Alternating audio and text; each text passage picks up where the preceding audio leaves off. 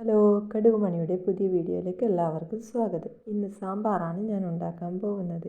അതിനായി മുരിങ്ങാക്കായി, തക്കാളി, ഉരുളക്കിഴങ്ങ് എന്നിവ മുറിച്ചിട്ടു. അതിനുശേഷം പരിപ്പെടുത്തു കഴുകി അതിലേക്ക് മഞ്ഞൾപ്പൊടി, മുളക് പൊടി, കുറച്ച് വെള്ളവും ചേർത്ത് കുക്കറിൽ വേവിക്കുകയാണ് ചെയ്യുന്നത്.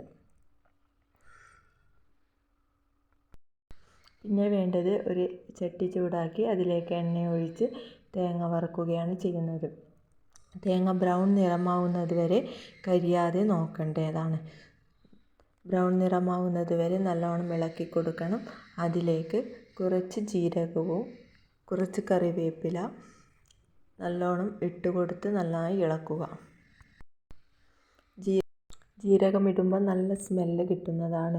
തേങ്ങയുടെ പച്ചമണം മാറുമ്പോൾ അതിലേക്ക് മഞ്ഞൾപ്പൊടി, മുളക് പൊടി ഇവ ചേർത്ത് ആവശ്യത്തിന് കുരുമുളക്, മല്ലിപ്പൊടി, സാമ്പാർ പൊടി എല്ലാം കൂടി ആഡ് ചെയ്ത് നന്നായി ഇളക്കണം. അപ്പോൾ നല്ല കളറ് വന്നു തുടങ്ങി ബ്രൗൺ നിറമാവുന്നത് വരെ നന്നായി കരിയാതെ ഇളക്കേണ്ടതാണ്. അരച്ച് വെച്ച തേങ്ങ കുക്കറിലേക്ക് ആഡ് ചെയ്യണം. പിന്നെ ഇതിലേക്ക് കുറച്ച് പുളിവെള്ളവും ചേർക്കുക. പുളി ആവശ്യത്തിന് മാത്രം ഒഴിച്ചാൽ മതി. ആവശ്യത്തിന് ഉപ്പും കൂടി ചേർത്ത് നന്നായി തിളപ്പിക്കുക.